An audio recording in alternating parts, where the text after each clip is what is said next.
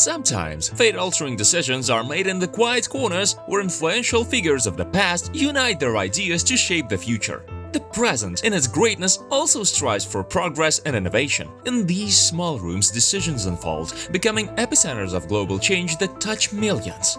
This is precisely what transpired on February 4, 2004, in a tiny Harvard University dorm room where 4 young men quietly launched a social network, unaware that it would soon connect people worldwide. How did that day unfold? Today, Facebook stands as the most popular social network globally, transforming from a modest student platform into a multi-billion-dollar corporation with imperial ambitions and a series of both infamous and costly scandals. Amid all this, it has actualized new forms of interaction between strangers and claimed a lion's share of the world's leisure time. This is the story of Facebook.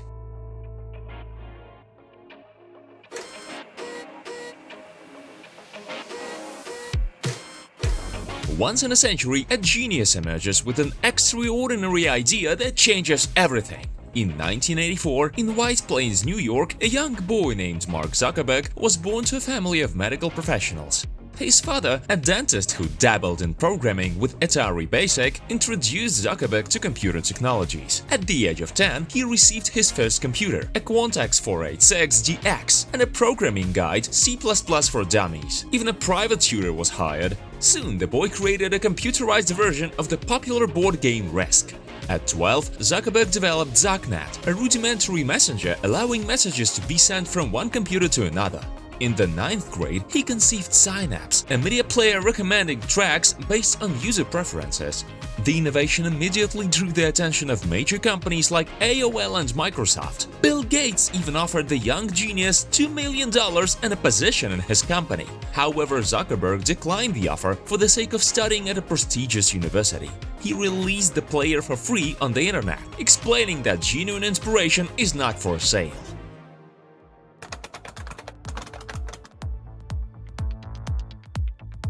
Having finished high school, Mark faced a crucial choice from his parents. Either they would pay for his education at Harvard, or they would invest the money in a franchise of a large company. Can you guess what he chose? In 2002, he enrolled at Harvard, majoring in psychology, apparently under the influence of his psychiatrist mother. Nevertheless, he ardently continued studying computer science and writing new programs.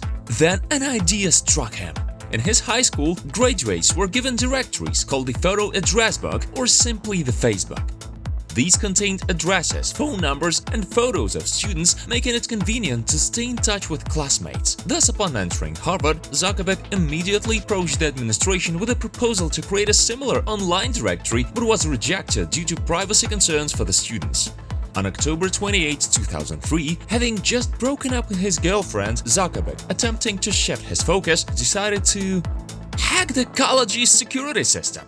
He copied images of student ID cards and created the site FaceMash, where users could rate girls by choosing the hotter one from 2 photos. The site's success was overwhelming.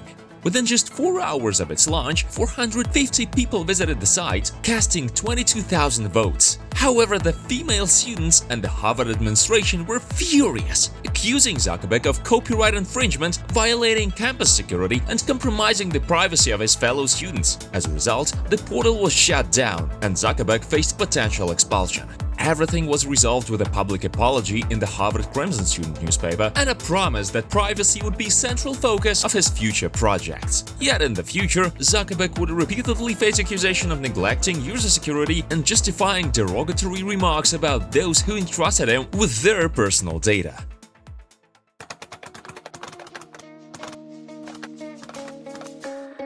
When I looked around, I saw that on the internet you could find music, news, information, but you couldn't find people who are dear to you and connect with them. And people are the most important. It looked like a big niche that needed to be filled. Matthias Döpfner.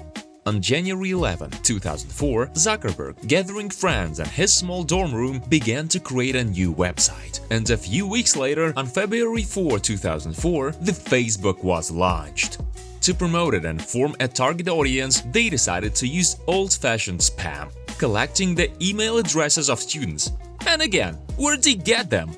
Zuckerberg sent out mass emails, and within a day, the Facebook had about 1,200 registrations. The success of the site depended on students being willing to share details of their lives. Every drunken photo, every sarcastic joke, and every quotable story became free content. And people wanted to join the Facebook to not miss out on this information. The goal was to make the site a place where users come to mindlessly scroll through the page. Just 6 days later, the first serious problems arose. Mark's classmates, the Winklevoss brothers, who had once proposed that he work with them in creating a dating social network, HarvardConnection.com, appeared. At first, Mark agreed, but then abruptly changed plans. The Winklevosses, though, claimed that he stole their idea and sued him. The brothers didn't achieve success at that time, but 5 years later, Mark still paid them compensation, $20 million each, and company shares worth $45 million. But let's go back to the launch of the Facebook. By March, more than half of Harvard students were using the site, and by the end of the month, the audience had expanded to Stanford, Columbia, and Yale. Later, the Facebook opened up to other universities: Ivy League, Boston, New York universities, MIT, Tufts University, and then most universities in Canada and the United States. Riding the wave of success, Mark had the idea to turn the site from a regular student chat into a global world's resource for communication for everyone interested. However, he lacked the resources. To ensure the success of Facebook's story, Mark decided to follow in the footsteps of Bill Gates. In the summer of 2004, Zuckerberg left Harvard, and the $85,000 his parents had set aside for his education, he invested in his social network, seeing it as the best path for his career development. Along with his friends, Mark headed to Silicon Valley and registered his project, becoming the CEO of the Facebook.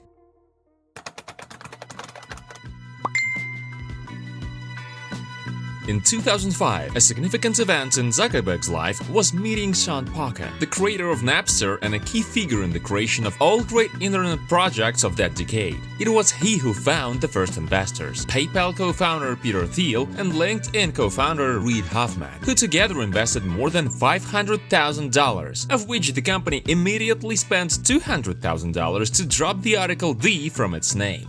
The choice of the color scheme for the logo was not accidental either. Zuckerberg has a form of color blindness and cannot distinguish between green and red shades, but can see the blue spectrum perfectly. It is unknown how much Zuckerberg paid the logo designer, but he was offered a share in the company as payment, which he refused. Considering the current value of Facebook, the designer made an obviously short-sighted decision. By the end of 2005, Facebook was unstoppable. The network was used by students from more than 2,000 universities and 25,000 schools not only in the USA and Canada, but also in the UK and Australia. The total number of users exceeded 5 million, and the total amount of investments reached $30 million. Zuckerberg's extraordinary talent and his developing career even led to amazing rumors on social media that Mark was a reptilian, a robot, and an alien.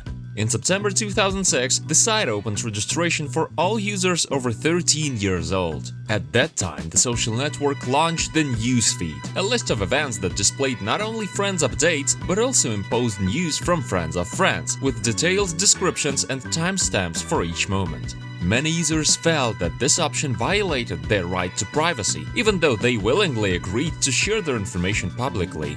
Dissatisfied users created a global community, Students Against Facebook. Ironically, on the very platform itself, more than 700,000 people joined it in 2 days. As a result, Facebook programmers spent 3 days ensuring the maximum security of this controversial feature. Facebook began to attract the attention of major players in the IT market. Yahoo offered Mark to buy Facebook for $1 billion. However, unexpectedly, Yahoo's financial indicators shook and Zuckerberg refused to consider the offer. A year later, Microsoft reappeared in Mark's life, offering an enticing deal to buy a small package of Facebook shares for $15 billion with the right to buy 5% of the shares every 6 months. This would allow them to absorb the startup within 5-6 years. Once again, Zuckerberg declined, but Microsoft still acquired 1.6% of the shares for $250 million. However, according to the deal's conditions, Facebook had to inform Microsoft if they were considering offers from Google. Incidentally, in the same year, Google attempted to buy the social network for $15 billion. Why did other companies show such wild interest? It was all about the rapidly growing user base of the platform and, consequently, the enormous advertising opportunities, promising billions in returns. In 2008, at the age of 23, Mark became the youngest billionaire in modern history, according to Forbes, with a fortune of $1.5 billion. As subsequent years would show, this was only the beginning. In September 2009, Facebook received its first profit from the site, amounting to $700 million. This event was significant for Zuckerberg. His company demonstrated that it could grow independently, without investor money. In 2010, it became clear that Facebook was capable of revolutionizing the market and ranked third among the largest internet companies in the USA after Google and Amazon, with a market value of $41 billion and nearly 1 billion users. Towards the end of the year, the Arab Spring flared up in North Africa and the Middle East, in Tunisia, Algeria, Libya, Jordan, a series of state upheavals. With the help of Facebook, opposition-minded young people formed groups to organize protests. Authorities had to shut down the internet to slow down the protests. It became clear Facebook began to acquire enormous political power. In 2011, the popularity of Zuckerberg's story was so great that director David Fincher decided to make a film about it, The Social Network, which received several prestigious awards. The company received a powerful dose of publicity, and Mark became Person of the Year according to Time, a person connecting people worldwide.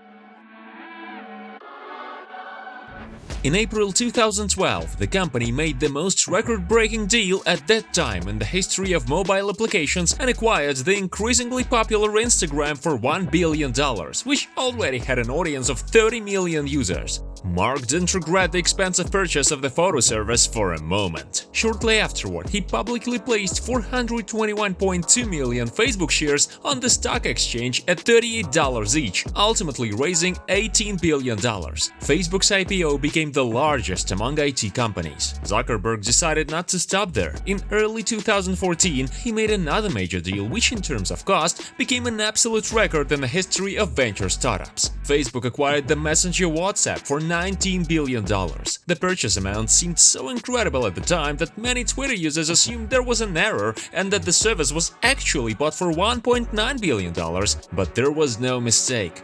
The number of WhatsApp users was approaching 1 billion, and it had the potential to become the social network of the future with expanded functionality like calls. Zuckerberg, with his imperial ambitions, could not allow this, so he quickly bought this golden opportunity. Later, the company acquired the virtual reality headset organization Oculus VR for $2 billion. Zuckerberg saw the future of social media in VR and wanted to use Oculus to create new ways of interaction between people. By the end of 2017, Facebook was officially recognized as the largest and most popular social network in the world, with 2 billion users, and the US authorities began to scrutinize the company. In defense of its interest and attempts to influence US authorities, the company invested a record amount of $11.5 million in 2017 and even more, $12.6 million in 2018. Thus, Facebook opposed legislation that tightly regulated internet content and advertising sales. But later, Facebook was accused of transferring data from 87 million users to the analytics company Cambridge Analytica, which was associated with Donald Trump's election campaign. The company was fined a record $5 billion for violating data privacy, and against this backdrop, the holding shares lost $40 billion in value in just one day. However, the story of compromising user security did not end there. In December 2019, Facebook experienced the largest data leak in the last 20 years. Hackers on one of the hacking forums on the internet posted in the public domain the names, phone numbers, and account IDs of more than 267 million users. Facebook claimed that this user data was outdated and all personal information was safe. In 2021, the Wall Street Journal published a series of materials known as the Facebook Papers. From these materials, it became clear that Facebook and Instagram algorithms posed a danger to political systems and the mental health of teenagers. Moderators were allowing prohibited content if it was distributed by VIPs. Journalists accused the company of not fighting disinformation and incitements to hatred on Facebook as actively as they claimed. These events seriously shook the company's reputation, but despite this, the overall audience of all applications continued to grow smoothly. By the end of 2021, the number of active users on Facebook's social networks and messengers reached 3 billion. The company's market capitalization exceeded $1 trillion, and Facebook became a long-term competitor to market giants Google, Amazon, Apple, and Microsoft.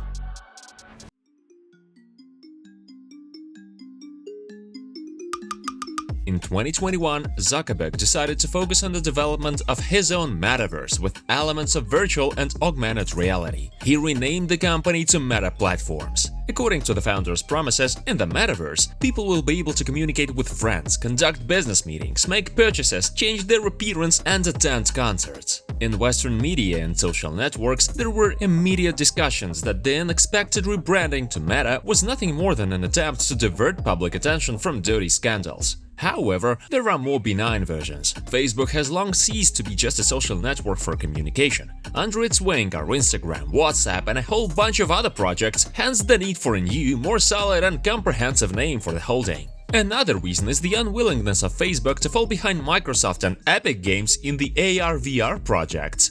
In 2022, Facebook, for the first time in its history, momentarily began losing popularity, with 500 million people leaving within a year. The culprit was another competitor, TikTok, which captured the attention of the youth who prefer watching short videos over scrolling through Facebook. Zuckerberg had to swiftly come up with new features for his network to retain the audience, but he couldn't prevent an 800 billion loss in market capitalization. Moreover, more than 11,000 employees had to be laid off.